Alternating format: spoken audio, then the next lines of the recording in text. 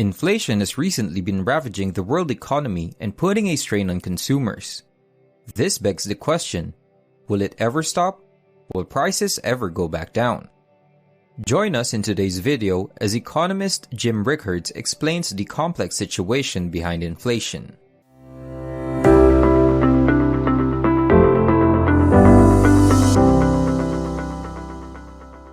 Many doubts are being raised about the global economy due to rising inflation, excessive unemployment, low benchmark, and interest rate increases. Whether or not the world economy is about to go into recession, and how bad the situation has to get before central banks and governments stop focusing on inflation and start thinking about ways to boost the economy are very important questions. In his most recent interview, Jim Rickards, a worldwide investment expert, addressed numerous topics of this nature. If you want to get rid of inflation, Jim thinks you'll need an interest rate of at least 2%.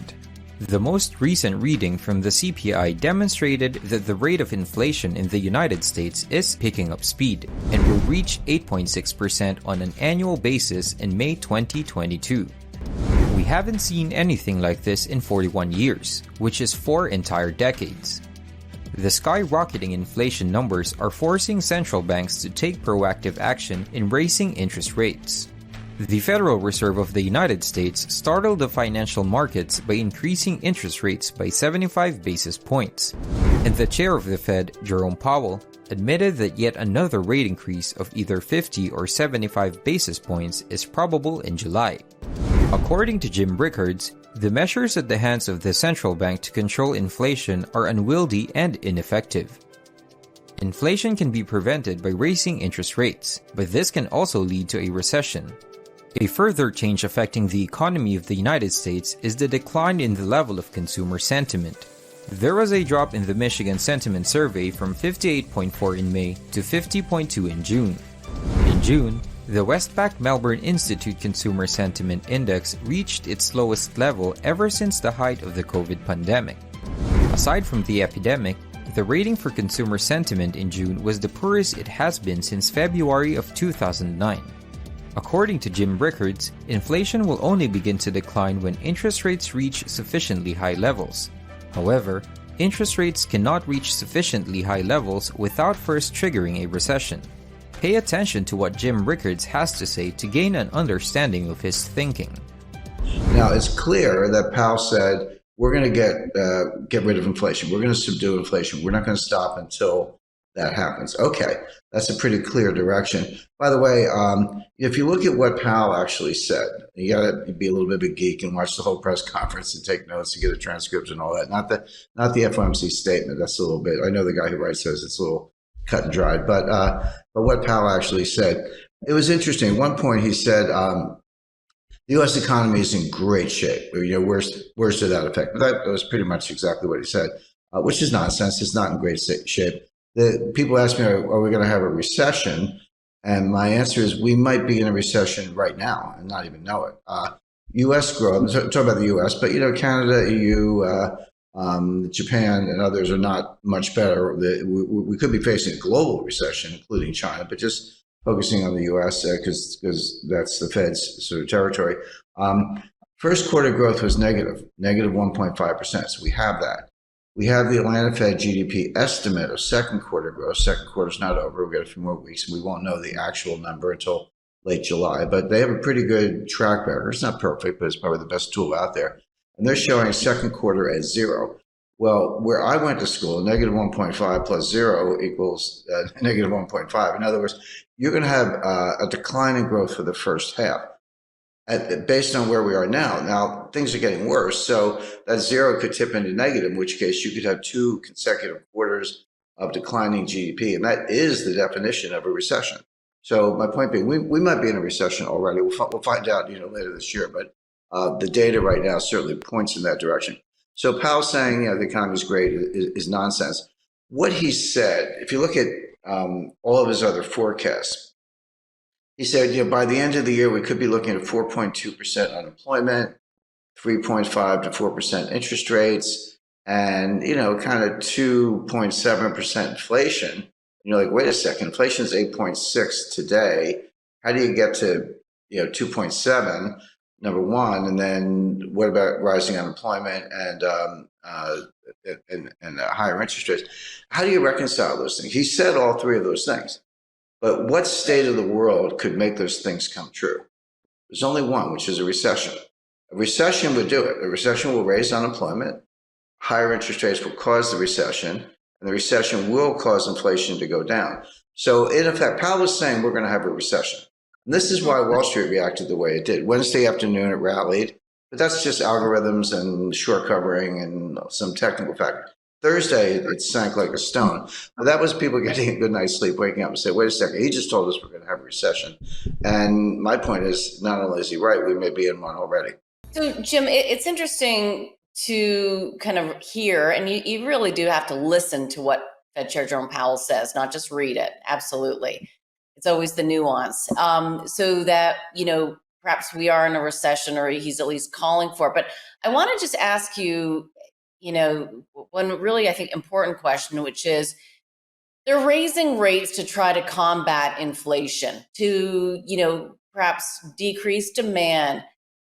There's no way, though, that they can do that I don't think, really, as it relates to the price of oil and the impact that that's having around the world on economies and also individuals, and also, of course, food scarcity and potentially a food crisis in some countries.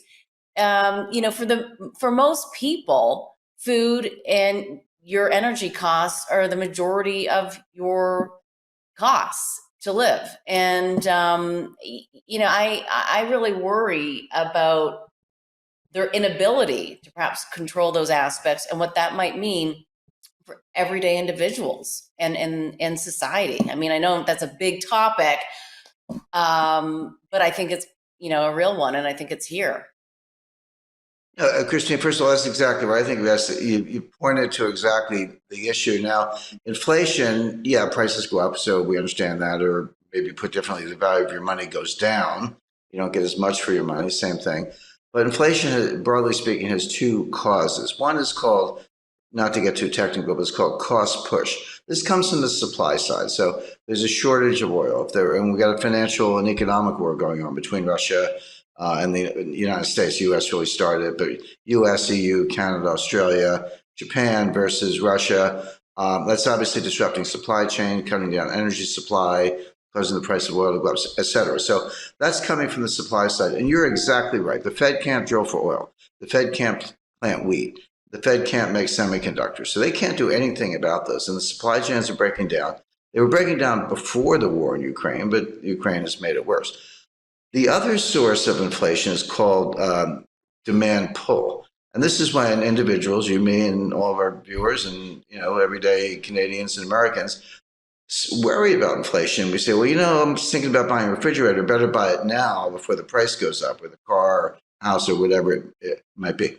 They're different, but they affect each other. When the cost push inflation from the supply side has enough effect, there's a tipping point or critical threshold in psychology. We say, maybe it is out of control. I better go buy some stuff. Then the velocity of money goes up, and then you get inflation. So the Fed can't do anything about cost push. They can't do anything about the price of oil, and you're right about that. But they're looking at the demand side, saying, hey, if this supply thing goes on long enough, eventually the psychology will change, and we'll get demand pull and behavioral, and that is really hard to change. So what they're trying to do, they know they can't change the supply side, but they're trying to squash the demand side before it gets out of control. Now, the question, of course, is, can they do it? The answer is they can do it, but at what cost? So a general rule of thumb, this is really simple.